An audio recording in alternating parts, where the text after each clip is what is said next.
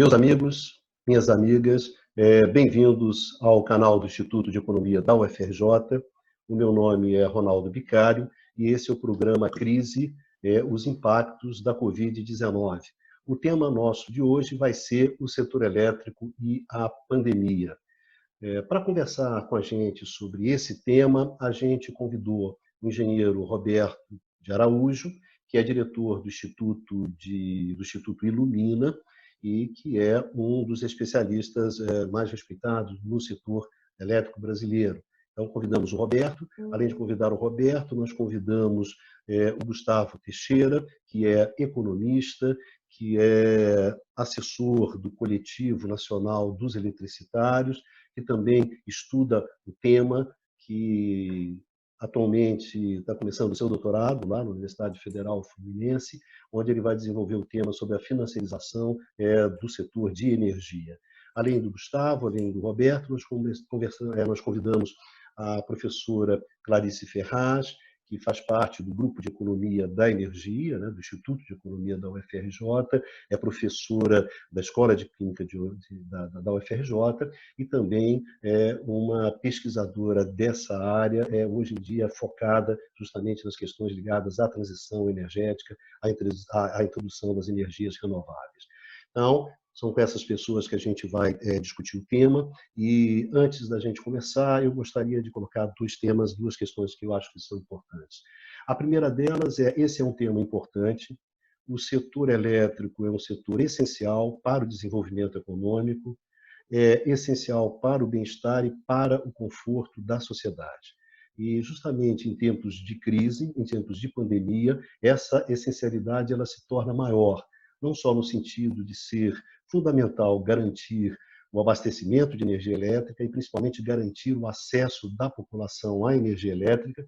Isso significa não apenas o acesso físico, mas também o acesso econômico, que muitas vezes implica no financiamento por parte do Estado das contas dos consumidores.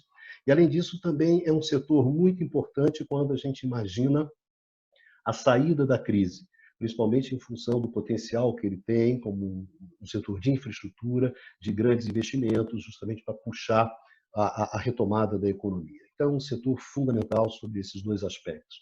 Um segundo ponto que eu gostaria de chamar a atenção é que o setor elétrico ele já estava envolvido numa mudança profunda e numa mudança radical.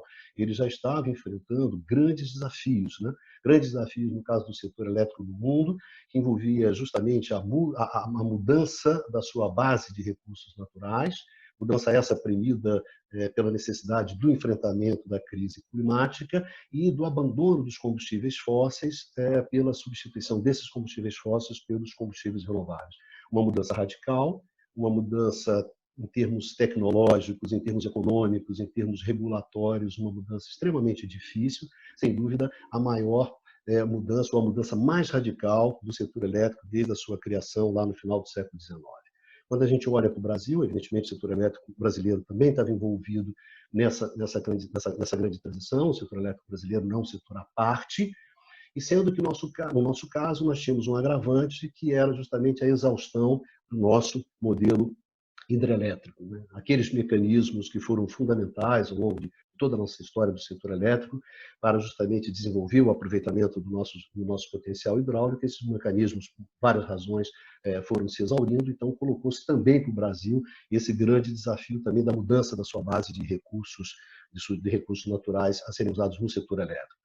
A grande singularidade no caso brasileiro é que, diferente dessa agenda de transição que a gente observa no mundo, a partir de 2016 o Brasil fez uma escolha por uma agenda na qual você não privilegiava a transição elétrica, a transição energética, mas a transição para o mercado. Essa é a agenda que o Estado brasileiro procurou implementar nos últimos 4 anos, e é uma agenda que, na verdade, é uma recuperação daquela agenda dos anos de 1990, aquela agenda que envolve a privatização, a mercantilização e a financiarização dessa atividade. Então, é justamente nesse contexto de transformações profundas, de grandes desafios, é nesse contexto que surge a pandemia. Essa é A pandemia ela encontra esse contexto. Então, nós vamos discutir justamente as questões ligadas à pandemia ao setor elétrico, tendo como pano de fundo esse grande contexto, ou seja, que eu gostaria muito de chamar a atenção, o setor elétrico já estava enfrentando grandes desafios mesmo antes da pandemia. Né? A pandemia simplesmente acelerou isso, mas o setor já tinha bastante problemas, já estava envolvido em bastante confusão. Então, a ideia da gente hoje é discutir esses temas com vocês, com esses especialistas que a gente convidou. Nós vamos começar com o Gustavo. Justamente, gostaríamos que o Gustavo desse um quadro de como as empresas do setor elétrico, elas chegam na pandemia, né? Quais são, através dos indicadores econômicos e financeiros dessas empresas, em que condições, qual tipo, que fôlego que tem essas empresas para enfrentar a pandemia. Depois a gente vai conversar com a professora Clarice sobre exatamente quais são as propostas, né, que estão colocadas na mesa de políticas públicas para ajudar o setor, enfim, para enfrentar essa pandemia. Depois nós gostaríamos de discutir com o Roberto Araújo, né, as grandes preocupações que se tem acerca da evolução da pandemia dentro do setor e principalmente no que diz respeito à distribuição de custos, né? Quem vai ficar com os custos, quem vai ficar com os benefícios, quem vai ficar com os prejuízos, o que sempre numa crise é uma disputa muito dura.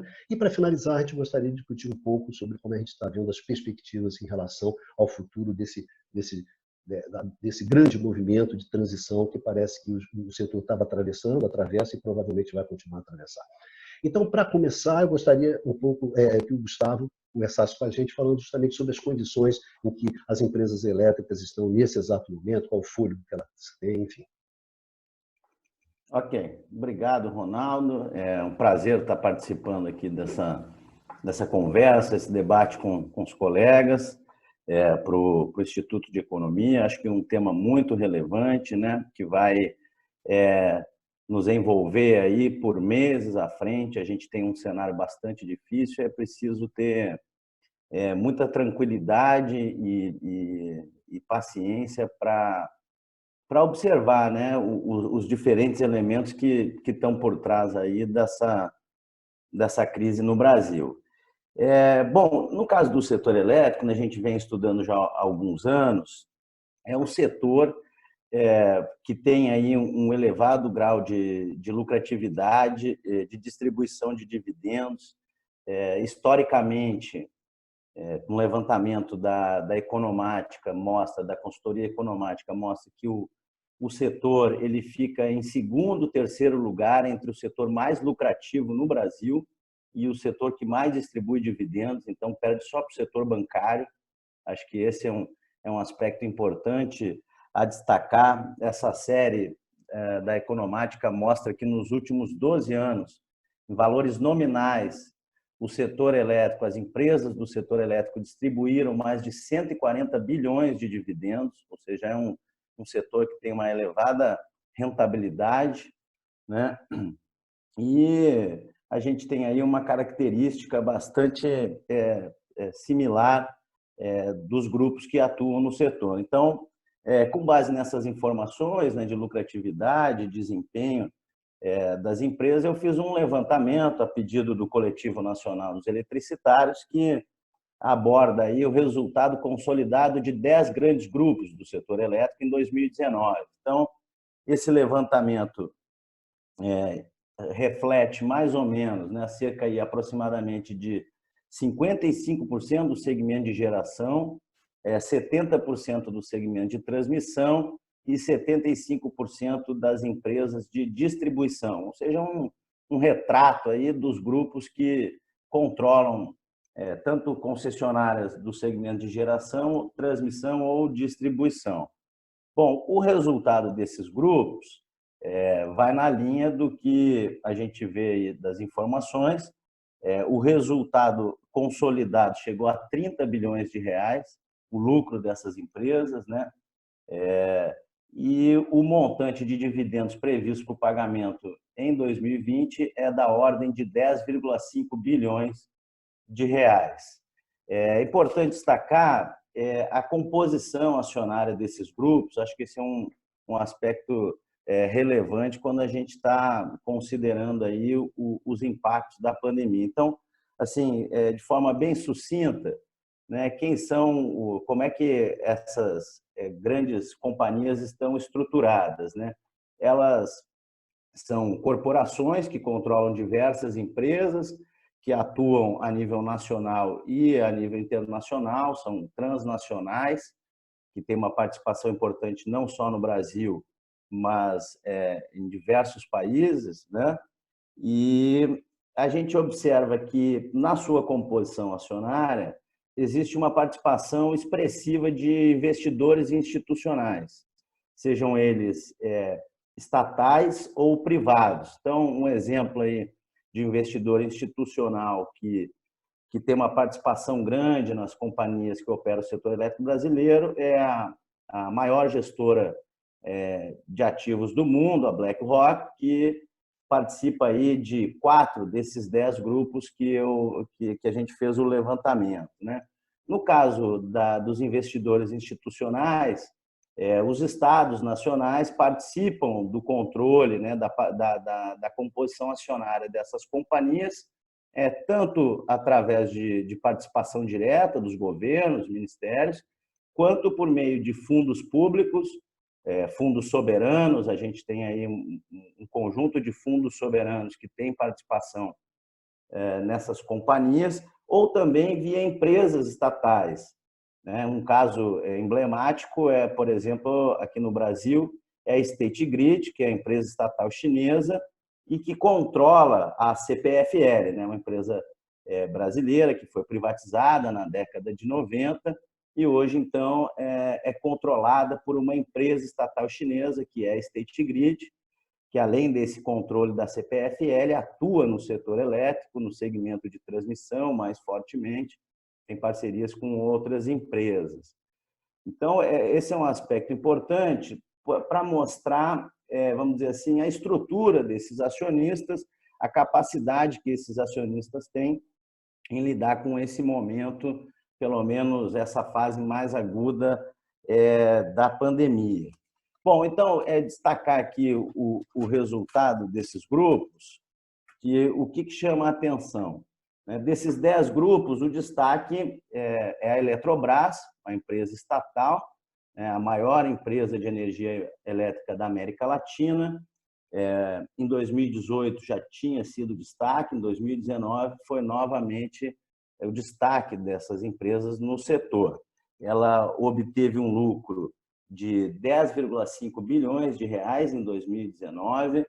Com esse resultado, a companhia provisionou para pagamento de dividendos esse ano, em 2020, 2,5 bilhões de reais. A metade desse valor é destinado à União, que é a acionista majoritária da companhia, né? E a companhia apresentou indicadores muito bons de endividamento, de alavancagem e de retorno do capital, né? No conjunto, essas empresas apresentam indicadores bons de rentabilidade, margem líquida. Isso também é um indicativo que há uma margem para amortecer o impacto que o setor vai sofrer com a redução do consumo e com a recessão que se apresenta aí por conta da crise. Olha só, Gustavo, você poderia dizer que as empresas elétricas, empresas do setor elétrico, de modo geral, né, nós estamos falando, na verdade, em média, não estamos avaliando empresa por empresa, quer dizer, elas teriam um fôlego inicial para enfrentar, quer dizer, todos esses custos iniciais da pandemia, porque tem setores que não, tem setores que estão mais fragilizados, mas no caso específico do setor elétrico, quer dizer, a situação de caixa, a situação econômico-financeira dessas empresas, quer dizer, elas têm fôlego, elas não estão no sufoco, elas não vêm de um ano muito ruim, de um ano muito difícil, e a pandemia simplesmente radicalizou isso. O que você pode falar sobre isso? Correto. O resultado consolidado desses 10 grupos que a gente fez o levantamento, ele aponta para um EBITDA, né, que é uma medida de capacidade de geração de caixa das empresas, um indicador bastante utilizado.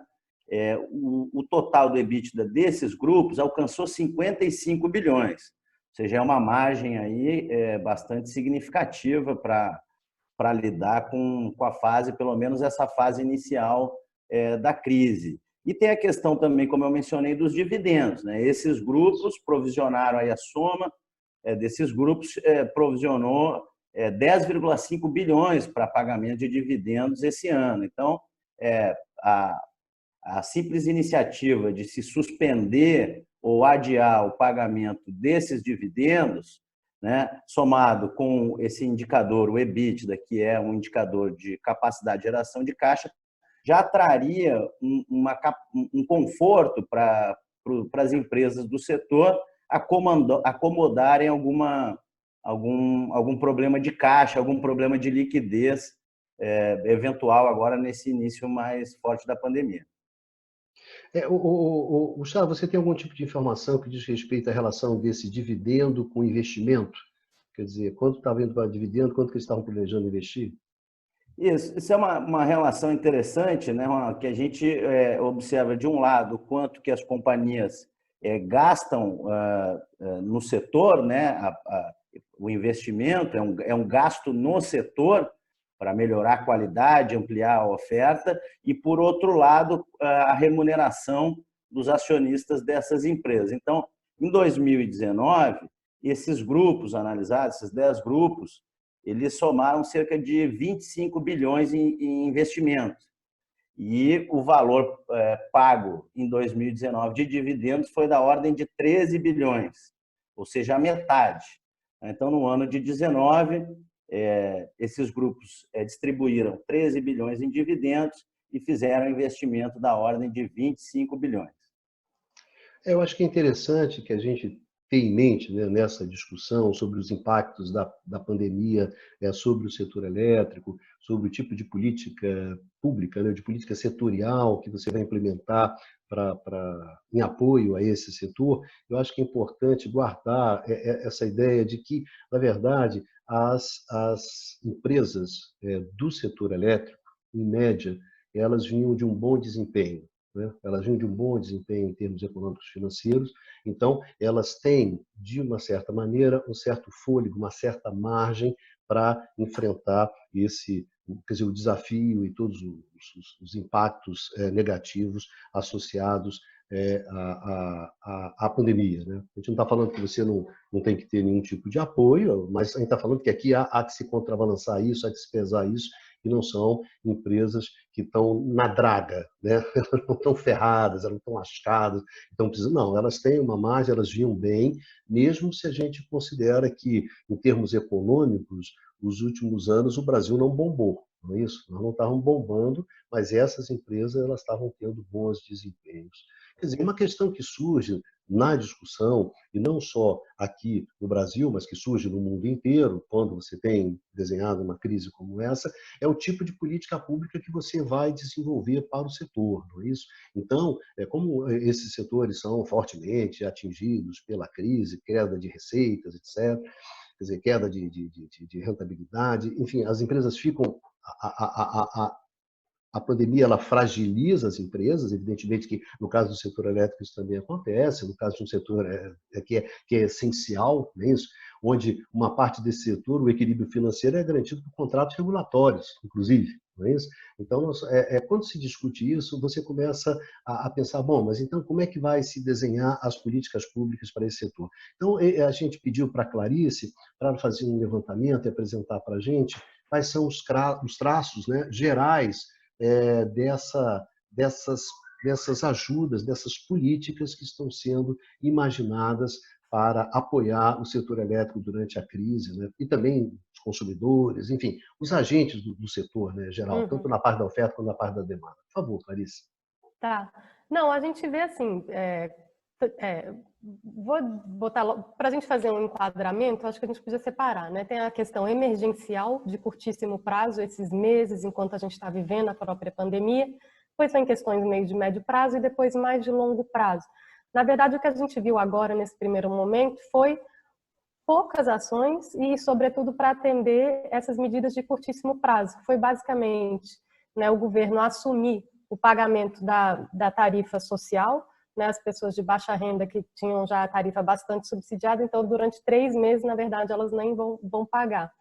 E para isso, né, foi feito um aporte, né, para a conta que financia essa subvenção, mas já se estima que esse valor não será suficiente, né? E um outro movimento que foi feito já na direção, feito pela agência regulatória, foi autorizar a utilização, né, de alguns fundos de contas setoriais para justamente ajudar já a distribuidora. Então, o pessoal da distribuição já ganhou um envelope, né? Até o pessoal do Mercado Livre já recebeu também uma ajuda. Mas não tem nada muito estruturado e a gente não viu nada de política energética propriamente dita, nem de médio, nem tampouco de longo prazo. Então, fica deixando muito a desejar, né? Porque como é que a gente vai fazer o nosso setor elétrico continuar funcionando? Ao redor do mundo você vê muito isso, né? Então, os países que não são negacionistas estão, na verdade, usando, né, e acelerando esse movimento de transição. Como você disse, no setor de energia, a gente já estava incorporando, né, não todos, claro, mas quem, né, se preocupa com a questão da mudança climática e dos impactos, né, que isso vai ter, né, a transição energética não é por acaso, né, a sustentabilidade não é uma palavrinha fofa, né, ela é super difícil e árdua de se conseguir. Né? E aí vem o Covid e vem mostrar isso para a gente. Né? Sustentabilidade também é sustentabilidade econômica. Como é que esse pessoal vai demandar eletricidade? Como é que esse setor vai continuar consumindo? Como é que esse setor vai pagar suas contas, né, num curto prazo? E depois como é que esse setor vai evoluindo para essa criação de maior sustentabilidade? E a gente já falava antes, mas eu acho que o Covid chama muito, né, a atenção da gente, é que a gente precisa ser menos vulnerável. Né? A gente depende muito de eletricidade, essa dependência cresce porque a gente se eletrifica e porque justamente nessa busca por descarbonizar o setor se passa uma mudança dos usos energéticos que passa justamente por um maior consumo de eletricidade. Então, a característica, né, da geração dessa eletricidade ela é primordial. Né? Se ela é limpa ou se ela não é que vai dizer se a gente está conseguindo, né, caminhar para a nossa transição com sucesso ou não. Né? E então... Clarice, olha só, no que diz respeito a essa questão das propostas que estão colocadas na mesa, né, eu gostaria que você falasse um pouco sobre fundos, né, sobre recursos, porque, na verdade, o que se observa aqui, o mote desse governo é que você não tem nenhum dinheiro novo, não é isso? Uhum. Então, na verdade, é reutilização de fundos que você tira de um lugar, sai para o outro, e que acaba até para vestir um santo, você desveste, né? Deixa o outro desprotegido, etc, etc. E me parece que existe um pouco essa dança de recursos no setor que não fica muito claro, onde vai desde a discussão de se repetir o empréstimo nos moldes lá de que aconteceu lá quando houve a medida com a CCE entrando como garantidora, etc, etc, etc, e que ao fim e ao cabo lá na frente cairia essa conta para o consumidor, até você transferir outros recursos ao invés de fazer esse tipo. Como é que está um pouco essa discussão sobre fundos? Né? Porque, na verdade, o que a gente está falando é de recursos, né? E estamos falando objetivamente de recursos públicos, não é isso? Não, você coloca muito bem. Aí o governo vem e fala, né? Então a gente vai vai ter que transferir recurso para cá, e aí fala isso vai ter que ser financiado via aumento tarifário, né? Seria financiado via aumento tarifário. Isso está lá na peça legislativa do governo. E a ANEEL, então, reage escrevendo uma nota técnica, porque isso já está colocado algumas, né, gestões anteriores, que a capacidade de pagamento da população brasileira já bateu no teto. A gente já vem com um nível dado de inadimplência, a gente está passando por uma crise econômica, então não dá para você pegar um pessoal que já está numa crise econômica ou que está muito fragilizado, que vai sofrendo o impacto da Covid, quer dizer, entrando em recessão econômica, arcar com os custos de todo esse pacote de salvação do Covid. Como é que eu vou pedir para uma pessoa que já está no limite da inadimplência ou já está inadimplente assumir esse ônus? Né? Então, não vai dar certo.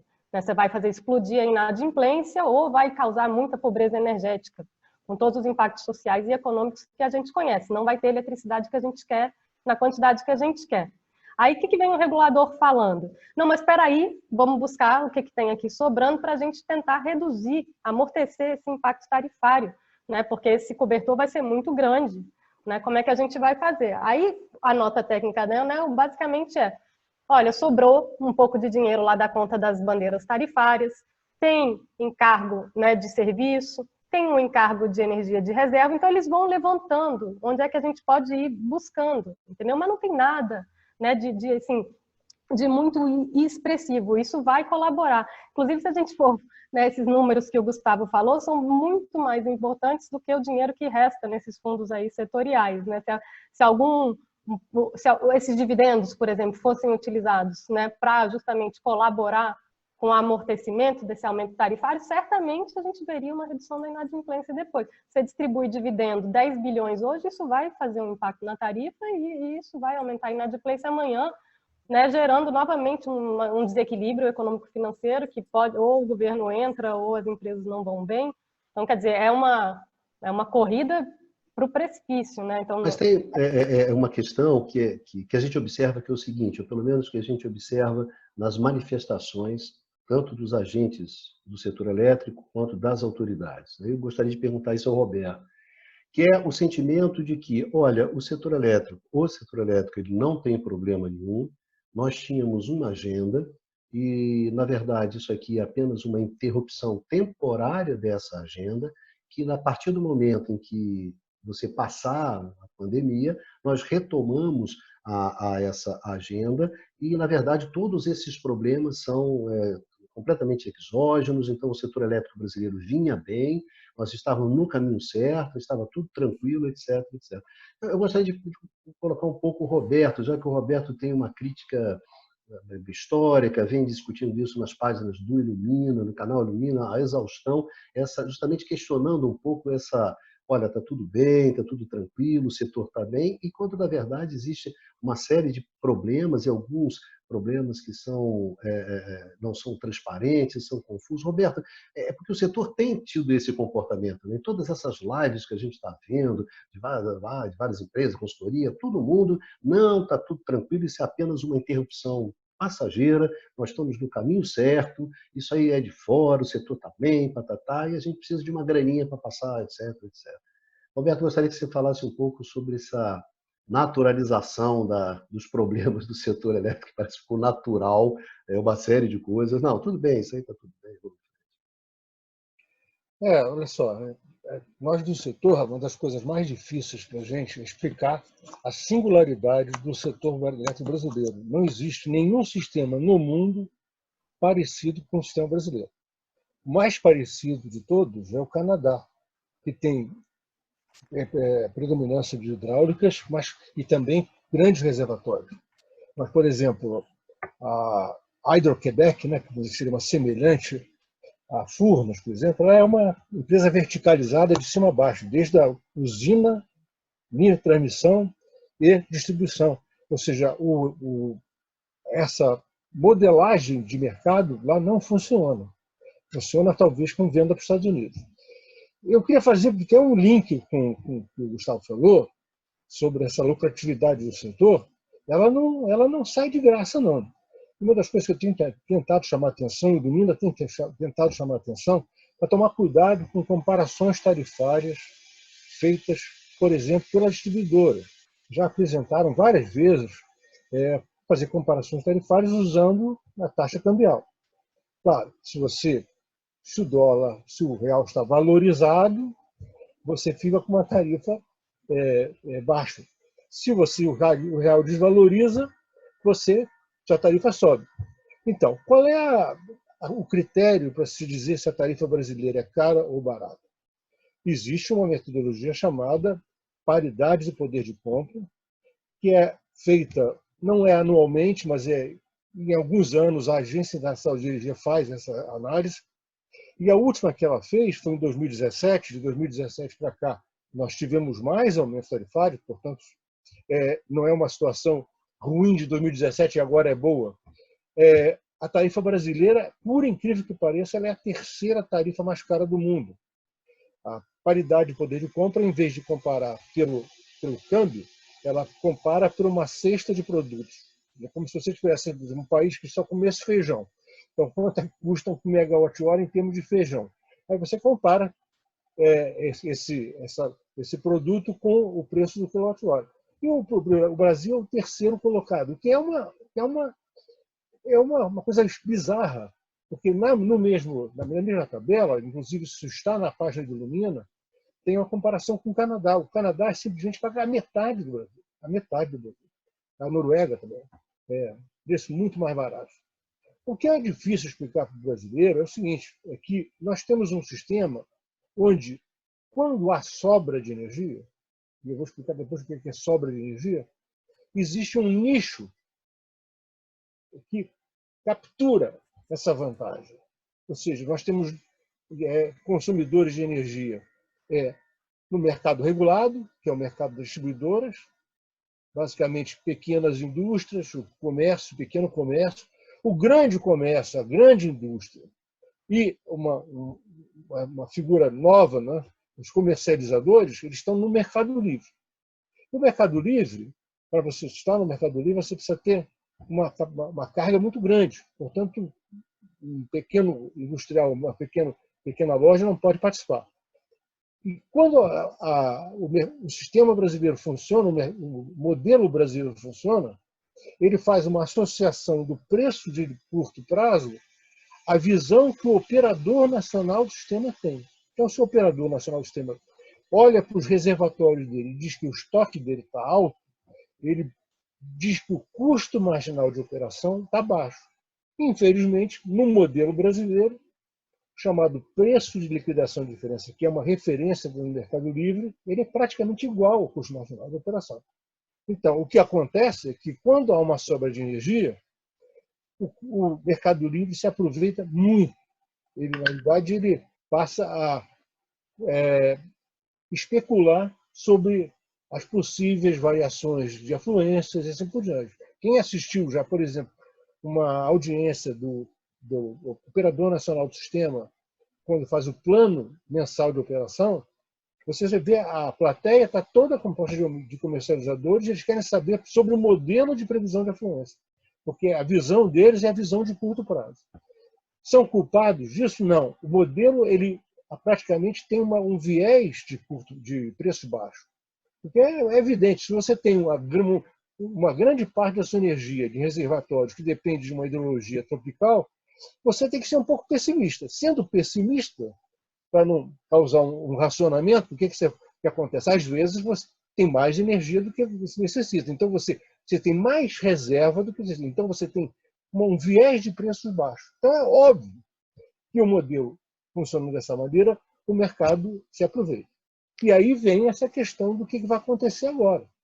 Porque eu tenho assistido a seminários das autoridades e eles querem diferenciar o que aconteceu no racionamento com o que está acontecendo agora. O racionamento foi um problema de um atraso de oferta lá na área de 2001 e uma afluência média, meia seca. Bom, para mim não tem diferença nenhuma, porque se você tem um momento de alta hidrologia ou você tem um momento de queda de demanda, no caso do racionamento, ou agora, queda de demanda por causa do Covid, você tem uma sobra de energia. E tendo uma sobra de energia, até agora, nós temos assistido uma verdadeira festa no Mercado Livre. Ou seja, você, inicialmente, há uma judicialização, eles param de pagar, uma inadimplência, como as empresas não vão desligar totalmente as suas máquinas, elas passam a liquidar no mercado de curto prazo, que é o mercado mensal. E os ganhos são monstruosos. Portanto, a grande preocupação que existe hoje, quando você já está pensando em alocar custos que eram para outras coisas, né, para cobrir deficiências de receita das empresas, eu preciso saber o que acontece no Mercado Livre. Isso é que eu não vejo absolutamente ninguém falar. A impressão que se dá é que há uma desgraça generalizada, igual para todo mundo. Isso não é verdade. Tem que ser igual. Outra coisa que eu queria chamar a atenção é que até agora, veja bem, olha só essa palavra, até agora, a queda de carga do sistema não foi tão grande assim. Quem entrar na página do ONS vai ver, coloca um dia lá do mês de maio de 2019 e compara com agora. Era mais ou menos uns 77 mil megawatts médios, agora é por volta de 65, 62. Então, dá mais ou menos uns 12%. Bom, se você compara isso com qualquer outro setor, estão tendo quedas muito maiores, 50%, 60%. O setor elétrico ainda está se mantendo como a base da economia, o sangue da economia, e até agora eu não vi nenhuma queda, eu posso estar errado daqui para frente, mas até agora eu não estou vendo nenhuma queda substancial da demanda de energia. Claro que vai haver uma queda substancial da receita, mas a carga não está caindo tanto. Roberto, uma questão que eu acho que você toca, que eu acho que é uma questão, ela é relevante, é pelo seguinte, quer dizer, em momentos de crise, a grande questão é, sem dúvida, bom, quem é que vai ficar com os custos, quem é que vai ficar com o benefício?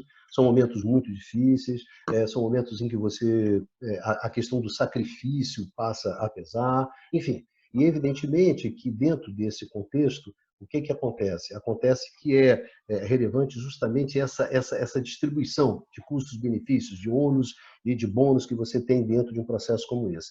Essa relação, que é a relação que nós temos no Brasil, o mercado que é um mercado regulado, onde estão as grandes distribuidoras e onde estão pendurados os consumidores cativos dessas empresas, dessas distribuidoras, e quem, na verdade, no fundo, é quem segura os custos do setor, o custo da expansão, os custos dos ajustes, tudo é feito em cima desse consumidor cativo, dessas distribuidoras. E o Mercado Livre, ele funciona como um easy rider, quer dizer, um oportunista que ipsis literis, né, no estrito senso, de que aproveita oportunidades que vão surgindo de excedente, etc. O que você está colocando é o seguinte, vamos imaginar a seguinte situação. Por um lado, nós vamos ter o consumidor das distribuidoras tendo que, de repente, pagar mais para justificar um aumento de tarifa, para cobrir a queda da receita das distribuidoras, etc, etc. Então, aqui, num lado, o pessoal que está ficando com os custos, e o outro, o Mercado Livre, que está correndo livre aqui e, na verdade, se apropriando dessa energia barata. Então, na verdade, estou perguntando o seguinte, então a questão é, quem é que fica com a energia barata? Bom, até agora, sem uma modificação de que eles estão prometendo, de que eles vão obrigar a contratação de lastro, eu espero que eles entendam que a contratação de lastro, se não for feita de longo prazo, não vai adiantar nada. Porque o que a gente vê é o seguinte, que o Mercado Livre funcionou exatamente como se foi programado. Quem já analisou como é que é a distribuição desse tal do PLD, quando, teoricamente, o sistema está em equilíbrio? O sistema está em equilíbrio quando os custos médios de operação são igual ao custo de expandir. Ou seja, ou você, se operar ficar mais caro, está na hora de construir uma usina. Não é óbvio isso, está certo, né? Então, quando o custo médio, quem olhou essa distribuição vai ver que tem muito custo barato. Tem muito mais meses onde o custo é muito mais barato. Bom, e quando você coloca pessoas para agir nesse mercado, eles não investem no longo prazo, porque eles estão convidados a se aproveitar desse viés de curto prazo. Então, se você olhar no Brasil, é uma distorção enorme, porque a distorção do Mercado Livre brasileiro é que ele não investiu na expansão dele mesmo. Ou seja, a expansão feita no setor é toda baseada no mercado indicativo e o Mercado Livre não investe na expansão dele mesmo. Existem contratos? Claro, existem contratos. Existem contratos de 4, 6 anos, claro. Existe subsídio. Por exemplo, as chamadas energias renováveis têm subsídio dentro do Mercado Livre. Agora, esse subsídio que eu estou me referindo é o subsídio da sobra. Quando sobra, a nossa tarifa não diminui, a tarifa da Light não diminui, a tarifa da Eletropaulo não diminui, a tarifa da Copel não diminui. Mas o preço de energia elétrica no Mercado Livre, negociado mês a mês, se reduz muito. E aí é que está o problema. Como é que nós vamos transformar? No meio dessa crise,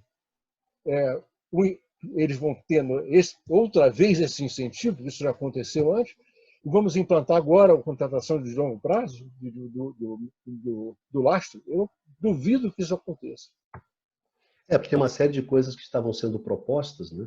O lastro, por exemplo, é uma dessas, que na verdade para dar uma garantia de confiabilidade na expansão do sistema, né? De garantir a expansão adequada do sistema, já que o mecanismo de preço por si só não garante isso, que é uma experiência, bom, todas as reformas do setor elétrico no mundo, então você precisa de alguma coisa de mercado de capacidade, lastro, que você chame disso.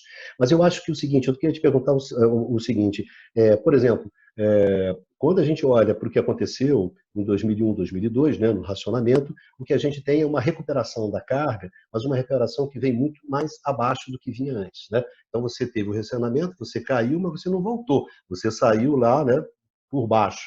Eu queria te perguntar isso, quer dizer, é claro que era uma crise diferente, aquilo era uma crise de oferta, aqui você pode ter uma crise de demanda, não é isso, em função da crise econômica. Você espera que é possível imaginar que talvez essa crise, essa queda sustentada na demanda, depois, a saída da crise da agora pode ser pior, mais embaixo do que foi a saída da crise do racionamento?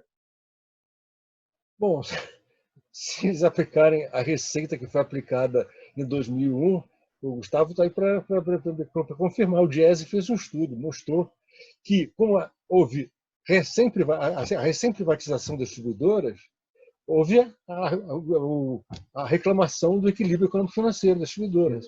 Os aumentos foram na ordem de 30%. Na ordem de 30%. Eu acredito que isso não vai poder ser feito. Não é nem pelo. Veja bem, não é nem mais sobre a questão da classe baixa que não consegue pagar, porque o que se faz é fazer uma espécie de tarifa social. Mas você começa na economia, você tem um elemento muito ruim para a competição.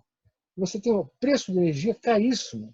Então, o que acontece? E a gente assistiu, né? Muitas empresas se mudaram para o Paraguai, e já que nós estamos numa desindustrialização enorme, né? Nós estamos com uma medida de economia, de energia, de indústria dentro da economia brasileira, equivalente da década de 40, então, um negócio que a gente não vai diminuir, não é possível diminuir mais ainda.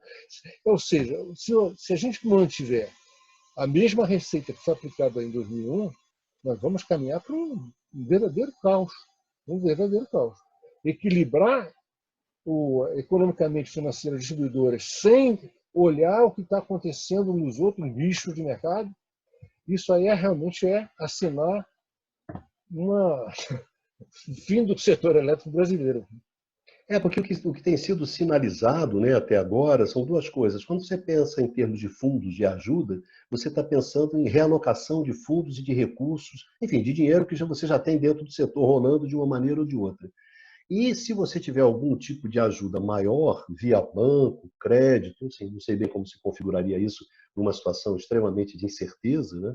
Acho que a situação de hoje não é a mesma situação que a gente teve lá em 2012, 2013, quando você articulou aquele sindicato de bancos, né, para sustentar ali um empréstimo. Não sei se os bancos topariam isso sem a garantia do tesouro desse dinheiro, e não simplesmente a garantia das distribuidoras.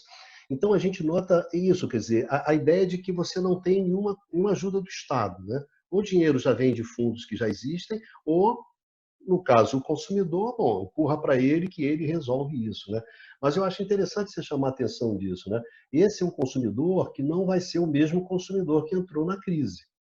Ele vai ser um consumidor com problemas de renda, né, com problemas maiores do que aquele que ele entrou na crise. Me parece que o setor não tem, não está muito atento a essas coisas, né, que está acontecendo. Você, Roberto, você sempre fala que tem uma dificuldade de você achar que às vezes os caras estão em outro planeta, né? Antes você achava que eles estavam em outro país, agora você acha que com a crise eles estão em outro planeta. Quer dizer, existe um certo autismo, né, por parte dos agentes do setor elétrico que não deixa de ser surpreendente, né, dada a gravidade da crise, né?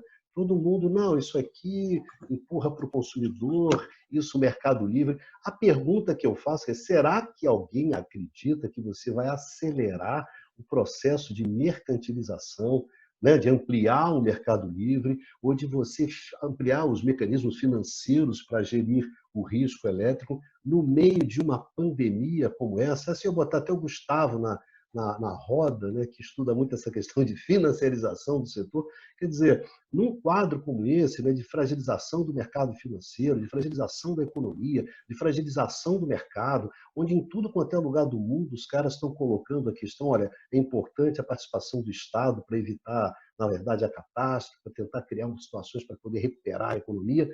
E nós, o setor elétrico brasileiro, apostando na mercantilização, na privatização, na financiarização. Eu acho que, como diz o Roberto, estão em outro mundo. Eu não sei o mundo onde essa gente está, né? Eu entendo que daí esse mundo deve ser mais fácil, da casa deles, né, onde eles fazem as lives. Acho que talvez nas casas deles pode ter esse mundo, mas não vejo esse mundo, né? Aqui a gente segue na contramão em várias áreas, né? E o setor elétrico, eu acho que é uma delas. Chama atenção o fato da equipe econômica do governo Bolsonaro insistir, no meio da pandemia, em discutir o processo de privatização da Eletrobras, que detém aí cerca da metade do sistema de transmissão, das linhas de transmissão do país, e quase a metade da capacidade de geração hidrelétrica do país. Então, quer dizer, nessa metade da capacidade dos reservatórios. Dos reservatórios, né? Porque controla grande parte das usinas hidrelétricas. Então, nessa conjuntura totalmente adversa, a gente viu aí algumas vezes a equipe econômica insistindo de que chegou o absurdo do integrante do governo dizer que a privatização da Eletrobras era a salvação para a economia brasileira nesse momento. Quer dizer, e ainda sem entrar no detalhe dessa modelagem proposta pelo governo, né? Mas só fazendo uma referência ao valor, o valor que se prevê para a perda do controle da Eletrobras é da ordem de 12, 13 bilhões de reais. Como eu falei anteriormente, só esse ano a companhia provisionou o pagamento de 2,5 bilhões de dividendos. Então, quer dizer, é um contrassenso, né? E dada ainda essa questão para frente, dessa perspectiva de uma recessão mais prolongada, a Eletrobras, como foi no passado também, teria um papel fundamental para investir no setor, para executar um programa de governo, um programa de Estado, inclusive acelerando o processo de transição energética. Então, acho que, de fato, a gente está na contramão, né? E essa questão da insistência da privatização da Eletrobras, acho que é um caso à parte. Eu gostaria de pegar esse gancho seu, Gustavo, introduzir a nossa última parte da nossa discussão aqui nesse nosso encontro, que seria o seguinte: evidentemente que eu acho que as crises elas impõem a agenda, né? A crise impõe a sua agenda. Não importa a agenda que você tinha antes, a agenda que você vai ter depois, não importa. A crise tem uma agenda, que ela impõe a agenda, né? E, na verdade, o que eu ia perguntar exatamente para vocês é exatamente sobre isso. Quer dizer, a gente vinha numa agenda. Você pode dizer que essa agenda era extemporânea, que essa agenda era inadequada para o sistema elétrico brasileiro, que essa agenda era uma agenda questionável, incerta, custosa, mas era a agenda que se vinha com ela, né? Com a crise, você impõe uma outra agenda. Então, essa que eu gostaria de fazer, finalizar essa nossa discussão aqui, chamando a atenção para quem está vendo a gente. O setor elétrico é extremamente complexo, extremamente difícil, mas a gente tem que enfrentar essa complexidade, tem que enfrentar essa dificuldade, porque o setor elétrico é um setor essencial, não é isso? Então, eu perguntaria, começando pelo Roberto, quer dizer, o que seria essa agenda que se impõe? Olha, existe essa agenda aqui. Resolver os problemas hoje significa enfrentar essa agenda, né? Estou dando como se desse a você esse poder de ser o senhor crise, né? Se você fosse o senhor crise, você diria o seguinte: olha, a agenda do setor elétrico, o que o setor elétrico brasileiro precisa resolver é isso aqui. Se ele resolver isso aqui, se ele tiver essa agenda, ele ajuda o país a sair da brutal crise econômica que ele vai cair, tá certo? Então, eu acho que eu, sendo do setor elétrico, eu acho que o setor elétrico podia contribuir fazendo isso aqui. Isso aqui ele gera emprego, isso aqui ele gera renda, isso aqui ele gera energia barata, enfim, estou dando a você, se você tivesse esse poder. A primeira coisa, eu diria que o primeiro ponto da agenda é parar de dar vexame, né? Porque se você pegar os 10 países líderes de produção hidroelétrica, só o Japão é que tem tudo privado. Aí você pergunta assim, mas o quanto é que das hidrelétricas japonesas atende o mercado japonês? 7%. Todo o resto, ninguém é privado.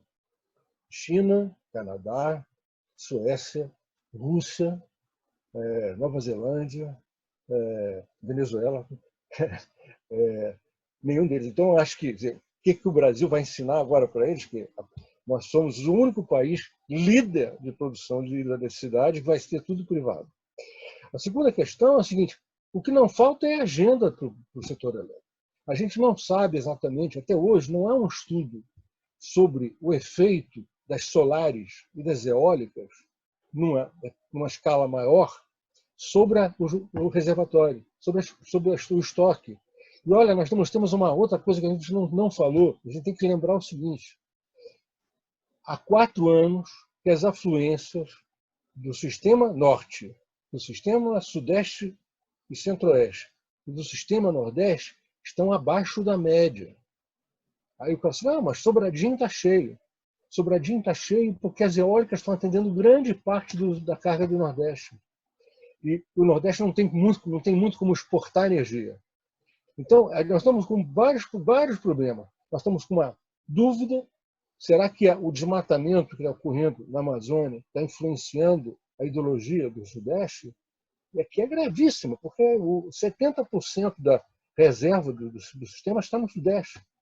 Então, é como se, de repente, o seu fornecedor de gasolina para de fornecer gasolina. Então, o que mais tem é agenda. Existe essa agenda do mercado.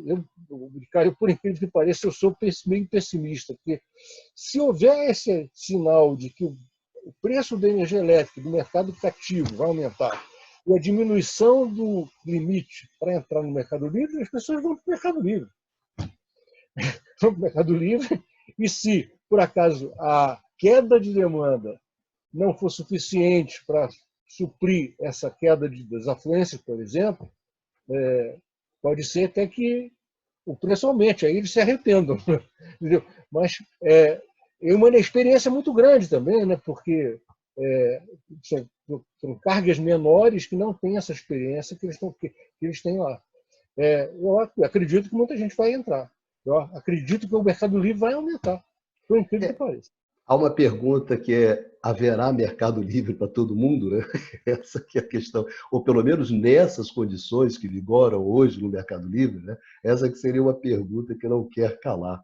Em relação, gostaria de perguntar a Clarice o seguinte: Clarice, uma das questões uma das questões fortemente discutidas hoje no debate de política energética é a questão da transição, do papel da transição na saída da crise, né? Em que medida a crise vai ser a oportunidade de você acelerar a transição energética, acelerando os investimentos em energia limpa, energia sustentável, etc.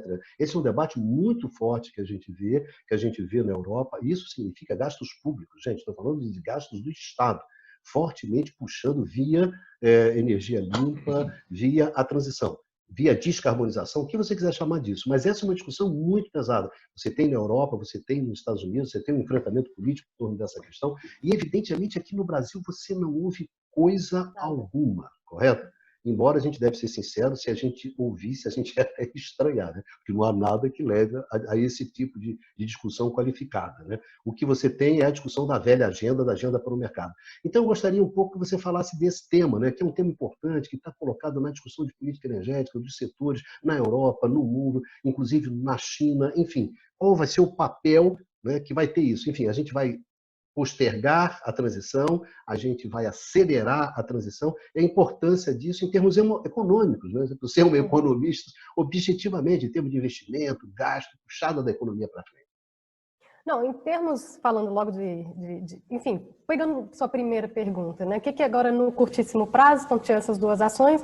E a segunda coisa que se diz é: veja e alinhe suas políticas energéticas para lhe preparar para acelerar essa transição. Porque, na verdade, essa crise, né, do Covid, a gente não pode esquecer que isso é uma crise ecológica, isso é uma perturbação. Então, está previsto daqui para frente outras pandemias, mais enchentes, mais incêndios, né? A nossa condição de consumir e de produzir vai mudar. E a gente precisa de eletricidade para ter certa qualidade de vida, né? É o nosso pacto civilizatório, o acesso à eletricidade. É o motor da nossa indústria. É muito importante a eletricidade. Então, nesse sentido, é muito importante você estar olhando para a robustez mesmo, a resiliência do seu sistema. E se você está descarbonizando, quer dizer, você tem que preparar o seu sistema. Sobretudo, aí entra, né? entra a importância da transmissão, você pode pegar qualquer debate, né, qualquer coisa. Temos que preparar para receber essa energia, né, esses blocos de energia variável muito maiores, né? Como é que a gente se prepara para isso? Tem que investir em transmissão, né? A questão da estocagem, tá todo mundo falando, olha, porque se cai um negócio aqui, o que a gente vai consumir? Se eu estou importando, se eu estou dependendo disso, né? Então, ancorando mais esse consumo, então um pouco, né, para você ser menos vulnerável, né, um pouquinho mais de redundância e mais robustez, né? Então, a gente precisaria, né, acelerar. A gente precisa. Olha, o gás no setor elétrico brasileiro não faz nenhum sentido, né? O Roberto, nos textos dele, nas discussões do Ilumina, tudo isso já mostrou que não contribuiu para preencher o reservatório, nem tão pouco, aliás, ao contrário, né, não contribui para aumentar o preço da nossa tarifa. Continua se insistindo com isso. Semana passada nós assistimos uma live setorial que dizia, não, mas a agenda do setor, na verdade, permanece quase igual. Então, se você ouve isso, né, numa pandemia, a agenda do setor permanece igual, já sabe, opa, temos um problemão, né? Claro que não pode permanecer igual. Choque de oferta e demanda simultâneo. Você vai querer permanecer com a mesma agenda? Não pode, né? Sobretudo quando o contexto é dado por um desequilíbrio ecológico maior. Então, o que você deveria fazer? Como esses países estão falando. Então, tem o European, né, o New Deal deles, né, o Green New Deal do americano, que já está posto desde 2010, né, livros publicados, tudo isso já sendo discutido. Isso é uma articulação da economia como um todo. Então, na verdade, por que a eletricidade é fundamental? Porque ela vai alimentar todos esses processos. Então, se você não tem a eletricidade limpa, todos esses processos aí que movidos à eletricidade não vão estar contribuindo, né? Então, então, na verdade, a Europa já está liberando um pacote bastante expressivo, mas para a gente falar de um vizinho nosso, por exemplo, o que faz o Chile, né? O Chile pega as metas deles de Paris e reforça. Então, fazer o dinheiro que eu colocar para ajudar o setor a sair da crise da pandemia, esse investimento tem que ser orientado para o atingimento das metas de Paris. Mesma coisa faz a Europa, né? Então, os países têm soberania para decidir suas próprias políticas, mas tem que mostrar para a Europa que isso está, né, alinhado com a política de transição. E, na verdade, isso é uma aceleração, né, que a gente está assistindo nesses países. Tá? Os países, né, que dependem mais economicamente, né, da indústria, né, de óleo e que tem essas questões aí para entrar, eles estão tentando negar, né, enfim, ou tentando pelo menos tirar esse elo, que é o elo ecológico, né, dessa crise, né, e da premência da necessidade da descarbonização. Aí, só para fazer um gancho, com essa questão também que o Gustavo levantou, nessa questão de permanecer a agenda a mesma, e nessa preservação da agenda, continuar insistindo na privatização da Eletrobras, né? Então, assim, já vimos, né, não tem preço, né? As bolsas, os mercados, não há preço. O que você vai fazer para recuperar a economia, né? Então, eu vou ter que fazer investimento, vou ter que gerar emprego, né? Então, nesse sentido, está se falando, vamos investir em infraestrutura. Então, primeiro, privatização tem nada a ver, não gera emprego, né? Eu não estou fazendo nada, estou comprando uma coisa pronta. E privatizando logo o quê? Justamente a questão toda crucial, né?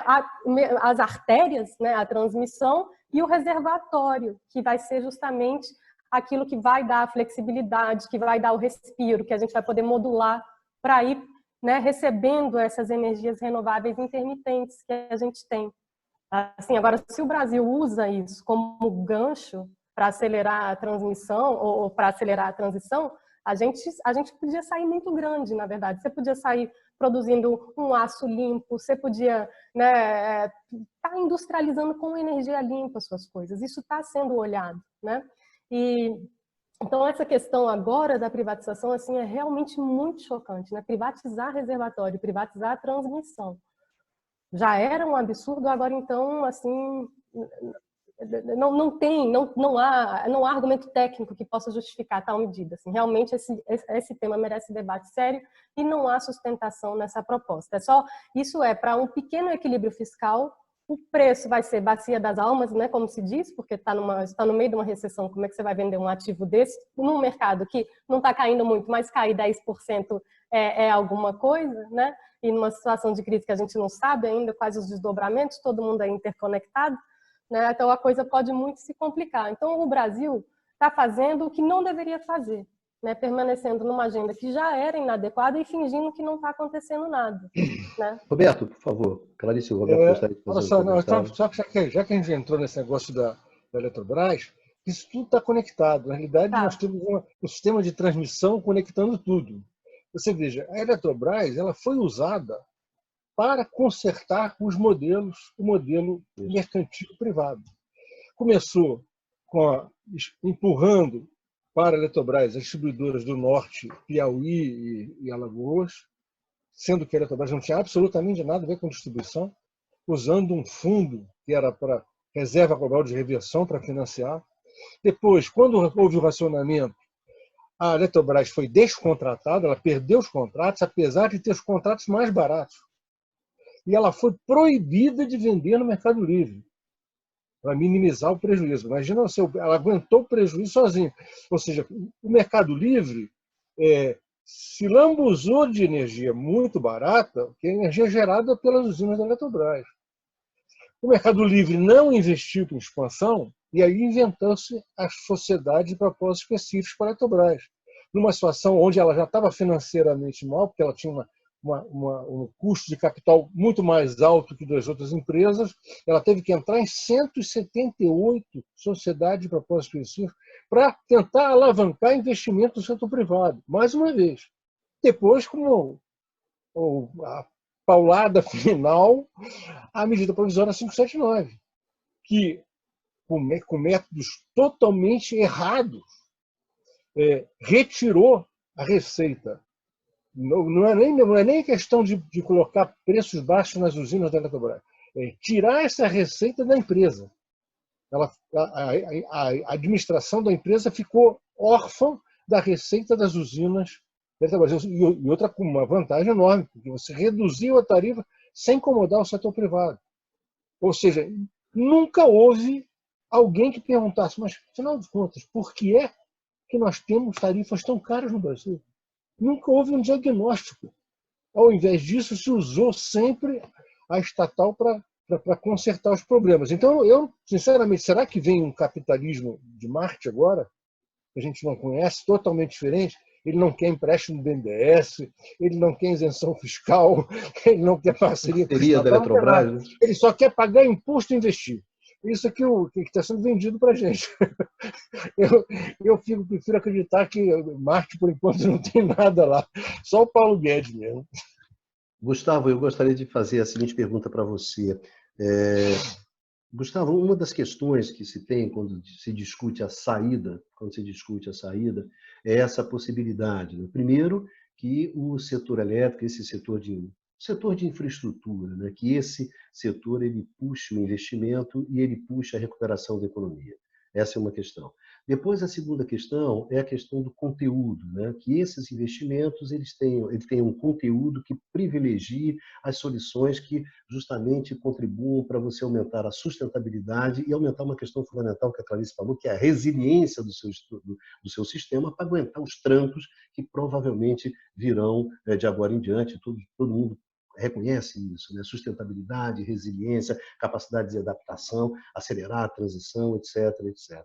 Tem uma questão, Gustavo, que eu gostaria de perguntar para você, é o seguinte, muitas vezes a gente observa, quando observa um caso americano, etc, etc, que existe por exemplo, uma certa resistência por parte dos sindicatos, tá certo?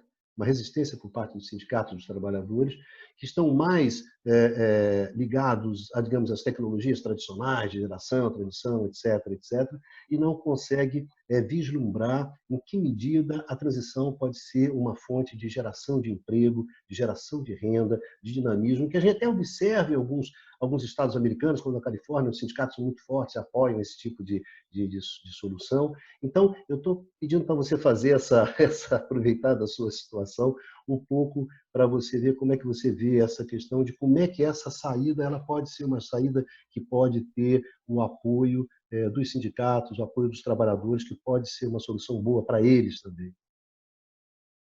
Pois não. Eu acho assim, nesse momento, a gente não pode esperar que o investimento em infraestrutura, como foi falado aqui, venha do setor privado, né? Um momento crise, como a gente falou, uma crise aguda, uma das maiores crises que o capitalismo moderno já passou. Então, parece ser consenso aí entre diferentes vertentes de economistas que o investimento em infraestrutura vamos dizer assim, prioritário para a recuperação da economia, mas mais do que isso, é um investimento público que deve puxar essa recuperação. Então, eu acho que esse é o primeiro ponto, né? A gente não pode esperar que o setor privado vá tomar todas as ações que são necessárias para tirar a economia da recessão. E aí, sobre esse aspecto, os dados do Banco Mundial, o Banco Mundial tem uma base de dados sobre participação privada em infraestrutura.